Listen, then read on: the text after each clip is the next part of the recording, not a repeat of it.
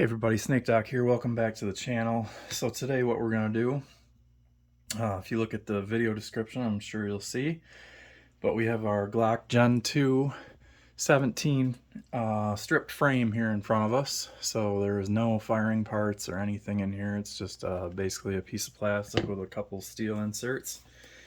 So we're going to be installing another traction grip. Second gen. So the importance here, full front strap coverage, no finger grooves on the second gen. And then also they're now including a back strap piece. And you can see it has the cutout here for the lanyard hole. So we're going to give this an attempt of, first we're going to install this, the front, and then I think, or maybe we should do the back strap first. In case no, I think we'll do the front first. So check them out, guys. www.tractiongrips.com. Grip tape for firearms, rubberized available. He's got other stuff now, some like cork. He's got some other really cool designs and different colors and textures. There's still the sandpaper grips available as well. I have used traction grips, Talon grips, Boodads, I don't even think they're in business anymore, and Handle It. And hands down, your best bang for your buck is traction grips. Not only is it a better price point than Talon, to me the design is just as good, if not better. A lot of times it is a better design than the Talon grip. The only thing positive I'll say about Handle It tends to do like more. So like they'll put their traction tape will come like way up on the frames and stuff, especially on like the M&P. That was the reason I went for Handle It on the M&P. The M&P Gen 1s, if you don't stipple them, they're very slippery texture. And the Handle It grip just covered a lot more surface area, so that was the reason I went with them there. But otherwise, traction grips is the ticket. Check them out. They're available on eBay.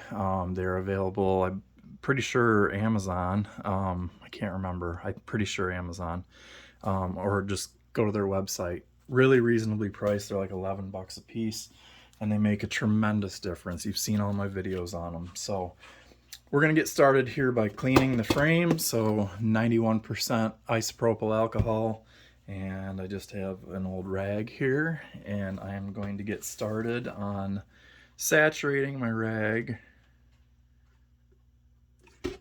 Get it nice and wet like that, and then just start rubbing it down. Now these Gen 2s are pretty slippery, and the sheen on them is different than later generations, so they actually feel even more slippery when if you have any kind of contaminants on your hand.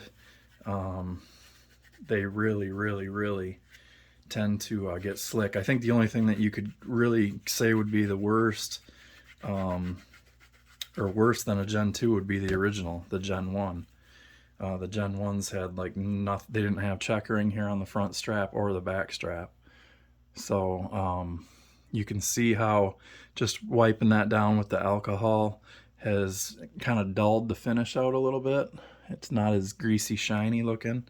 So I'm just gonna give it a really thorough wipe here.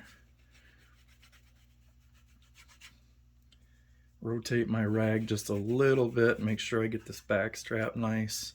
And you can see I'm keeping my hands off of it where it's going to be sticking. So now I'm just going to fan my rag out and lay it right here so I don't get any contaminants from my bench on there. Pop this grip out. Also with traction grips, they usually tend to include a couple pieces for like those of you that like it under the trigger guard. I'm not somebody that does that, but there are people out there that like texture basically everywhere. And they will include like this little strip here, so you could put it on the bottom side of the trigger guard if you choose to do so. I like saving these pieces like this And then what I usually do is I end up putting them in areas where I would want texture.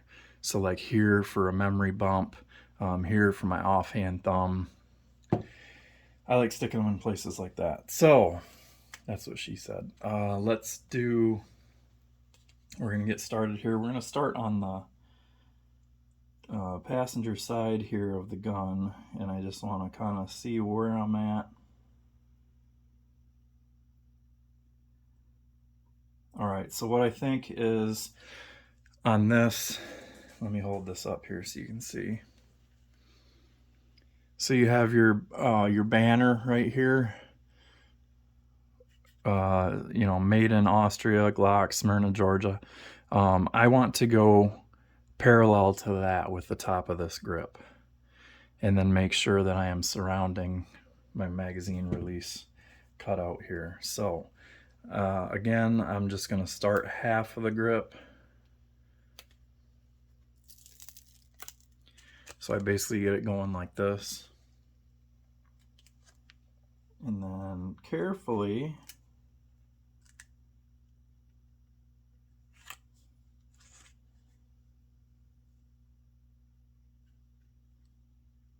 okay, I'm liking that. So now remember, you don't really have to cinch it down right now, because that's what you're going to use your heat gun for, or your lighter. So now I'm going to peel the rest of the grip and just leave it back like this. And I am going to start working my wrap around here. Now the other thing to see is there is a cutout here for the Glock logo. So if I have this in the wrong spot, it's not going to land on the right place. So I'm a little too high. So I'm a little too high, so I'm just going to peel it back very carefully. And this is what I mean about not cinching it down. And we're actually going to start with this side this time, so I can cover that Glock logo. Or surround it, I should say.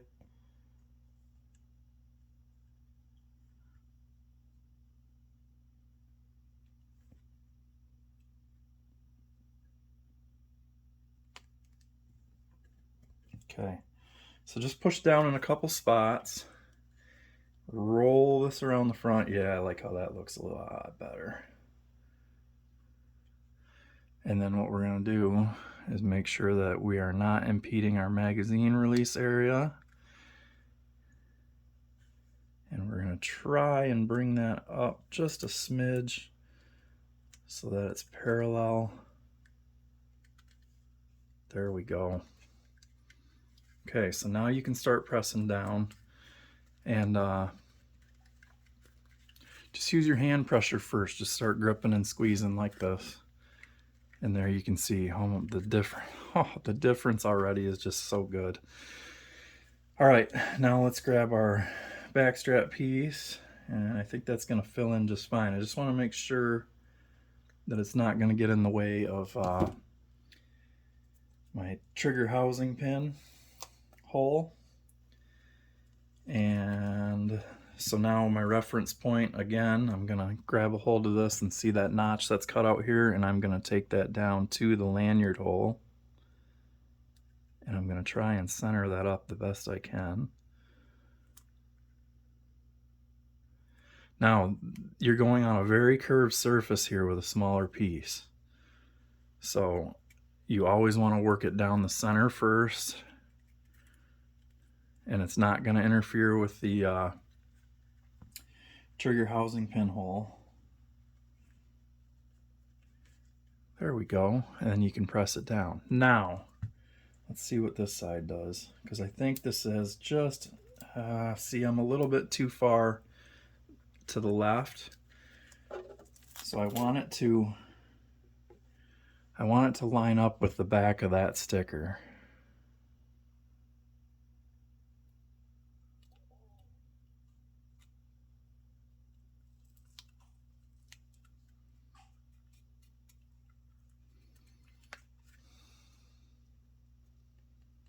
There we go. I don't want any overlap because my hand will feel that gap. So this is a little tedious, and I think that's probably why they didn't have these included with the grip for the longest time, because this really takes an eye for detail here to get this right.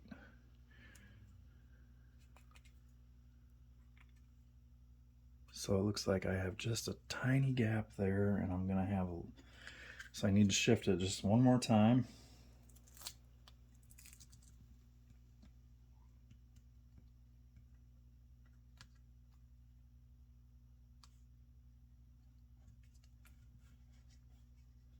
Okay, so I have almost zero gap right there. There's that tiny spot right there, but we're gonna see if I can make this work here. So I'm just gonna slowly start working across here.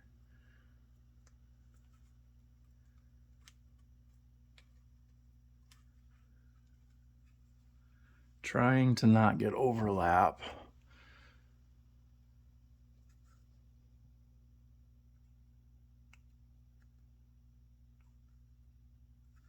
There we go.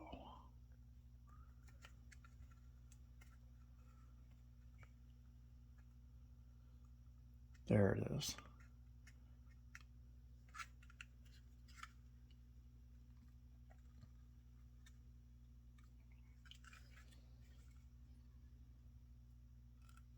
Remember, don't worry about perfection yet. You're going to use your heat gun to get your perfection.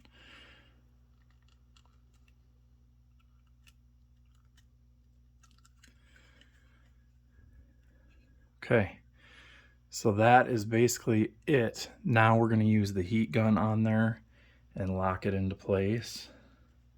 I really like how that's laying out. So, what I'm going to do here, I just have a Harbor Freight heat gun, and just going to use the low setting here. 650 degrees it says it gets up to. I'm just going to start hosing this sucker down, getting it nice and warm, and you can see it's lifting in a couple spots. Not going to be a problem. Once the heat gets on it, it's going to be malleable enough that I can just squeeze it into place. And remember, if you watch my other videos, I just use a Bic lighter, and that works really nice too.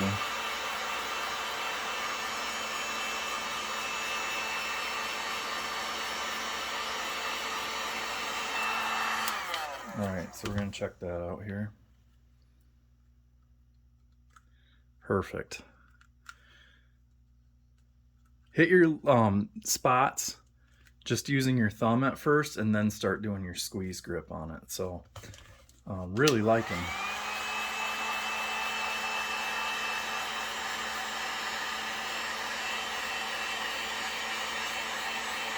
And I can tell by the air that's blowing past how hot this is, and it's not overheating the grip or anything like that, where I'm going to change the shape or soften the polymer. I'm just trying to get that adhesive nice and warmed up so it'll lock in on the grip.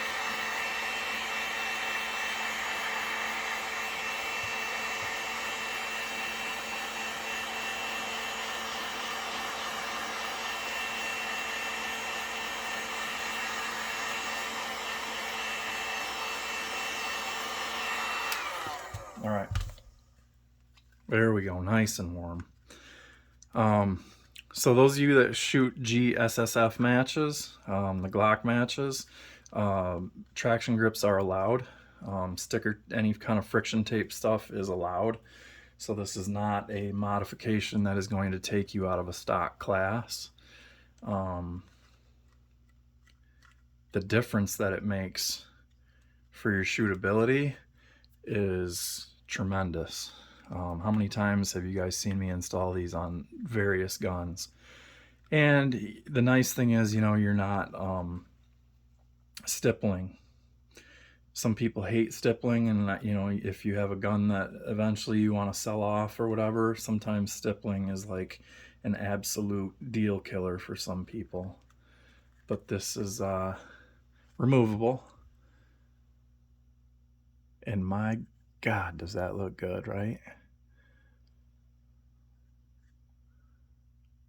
Very well done. Still got the Glock logo visible. Fractional